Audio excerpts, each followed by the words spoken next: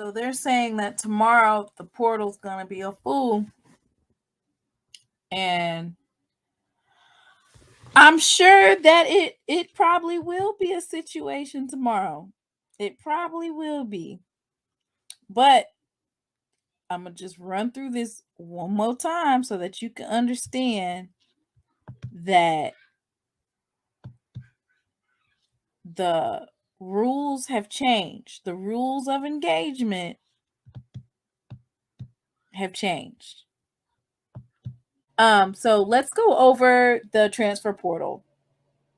So 4-year undergraduate student athletes who decide to transfer to a new NCAA school can be eligible immediately as long as they've not previously transferred and notify their current school by entering into the transfer portal during the window that they have. So the rules of engagement has changed for when they're going to grant transfer waivers. So the only reason that it'll be considered is for reasons related to a student athlete's physical or mental health and well-being due to exigent circumstances outside the student athlete's control, like physical or sexual assault or discrimination based on a protected class, or a assertion involving diagnosed education impacting disabilities.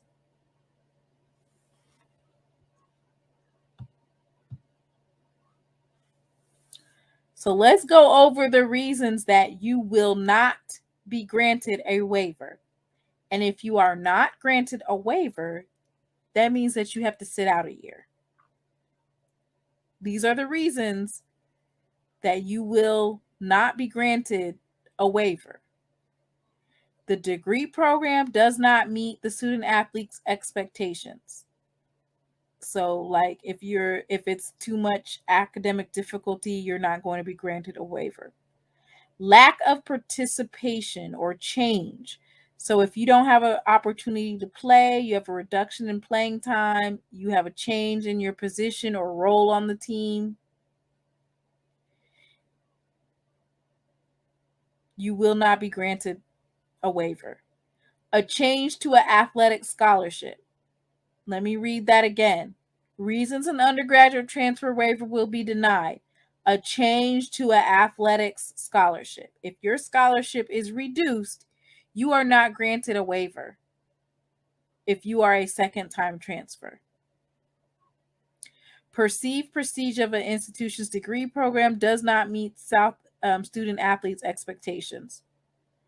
A student athlete transferred to change majors.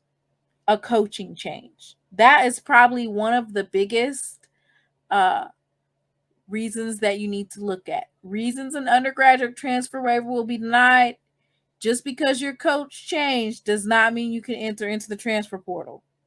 Do I think it's fair? No. But if you're a second-time transfer, they are not honoring coaching changes as a reason that you can leave the program. So what does that mean? That means that if you are a student athlete and let's say your coach decides to leave and go elsewhere and you want to follow him, if you have not graduated, you cannot follow him.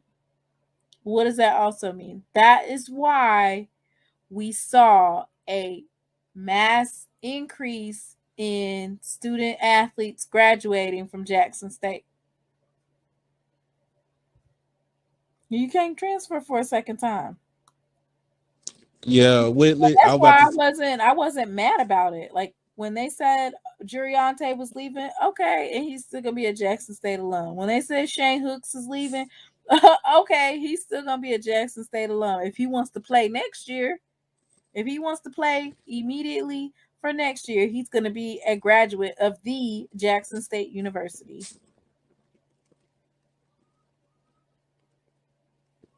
So that's why I was not upset when they said all of these players that are leaving.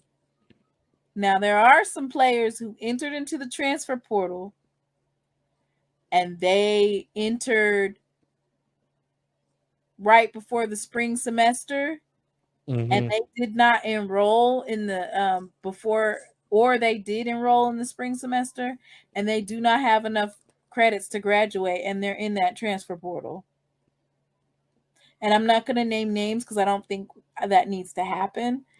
But there are some student athletes that this is their second or third time transferring, and they do not have enough credits to graduate.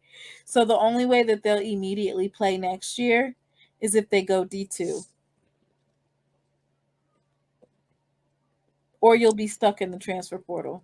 Yeah, D2 you only got 30 scholarships to give out. D3 Not only that, like if you are in the transfer portal and they are like, okay, we want you, but you're not eligible for a waiver, they're not going to sit up there and hold a scholarship for you. True. So this is a dangerous game.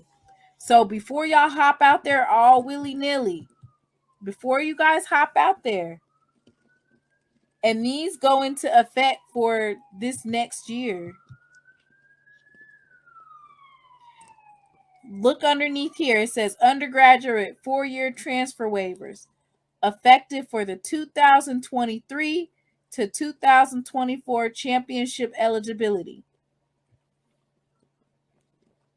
So that means there was players that were lucky because they transferred to their prospective schools and they got enrolled and they were in class in January. They were able to go ahead and get there before this rule came out. This rule came out maybe what, in February or March? It just came out. They came out in February. That's when we had started talking about it. Yeah, this just came out, but it's effective immediately. So that's why some of these players, before you guys just go hopping up in the transfer portal, you need to know, do you already have your degree? Because if you don't have your degree, you can't go nowhere. And that's why when people are writing their little dissertations about I'm entering into the transfer portal, you'll see them saying I'm entering into the transfer portal as a graduate transfer, because you don't have no choice. All that extra moving around, like back and forth and hopping around like a bunny. No, they didn't put a stop to it. Coaching change, you do not get a transfer waiver. You lose your scholarship, you do not get a transfer waiver. You have to be a graduate. And sometimes people, student athletes who, if you lose your scholarship or if they say they're going to reduce your scholarship, I would not be so quick to just hop into the transfer portal. If a coach tells you, look, we're going to have to reduce your scholarship, at least take the time out to see if you're able to apply for some type of aid to replace it. What else can I do? Because it's not, honestly, it's been publicized too much. It's not everybody's business on whether or not you got a full scholarship or not. That's nobody's business. If you get a half, a fourth, that's nobody's business. And if the coach decides to cut your scholarship or reduce it, that's not their business either. You don't have to share that with anybody, but you can just, before you just say, okay, I'm in the transfer portal, then go ahead and make sure that there's not other avenues that you can take, whether or not it's a Pell Grant or what other financial aid can you get before you go hopping into that transfer portal. So I got a question for you, T. Yeah. What you think about the 50 plus players from that one school that was being told to jump in the portal? how you feel about that? How you feel about players not getting their film to show other recruiters? I mean, to show the other teams. I was meaning to ask if you would have came on Thursday. Oh, yeah. I was meaning to So ask. one thing I will say is, it was talking about Jackson State's APR. How y'all gonna talk about, this is my thing. That APR is finna be in the trash. Do you hear me? But I will say this. A lot of those students, the reason why they don't have film is because they were young. I seen about at least 10 to 15 who either had limited play or they were redshirt freshmen.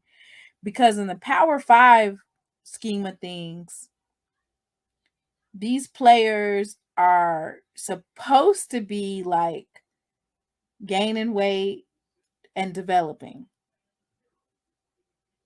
So that's the reason why a lot of them didn't have film, because they're supposed to be gaining weight and developing.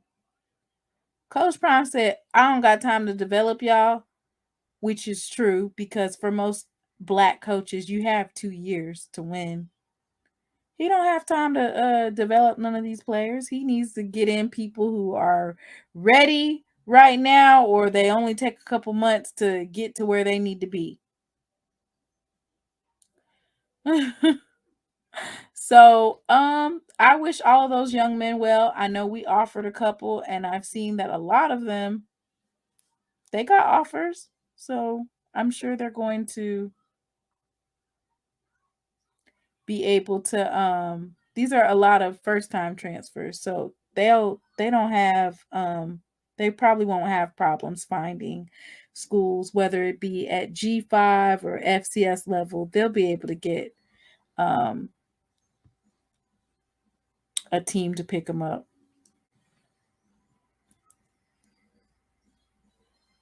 Were they all told to jump in the portal, or are they unhappy and running to the portal? Listen, either way, Most either of us, way, most you're a of us told to student jump first. in.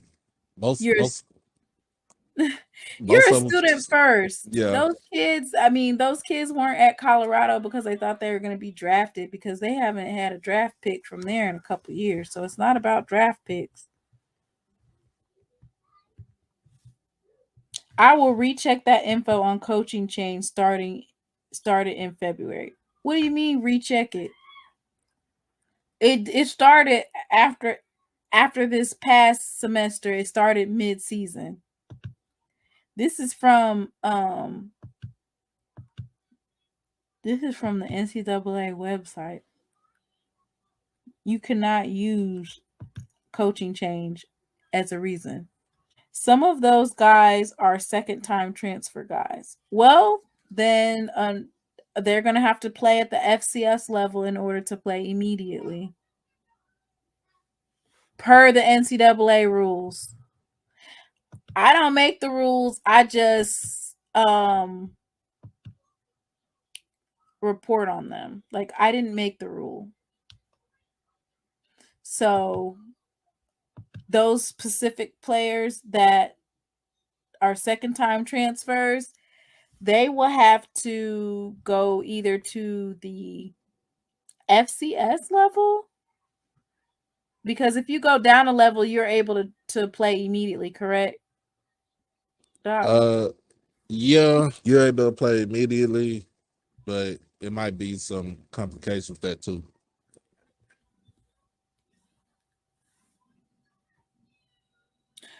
I have a question. So this is the only player that I know who's done it, which is Tavion Beasley. He went from FCS to FBS. Is he allowed to go back down to FCS and play immediately?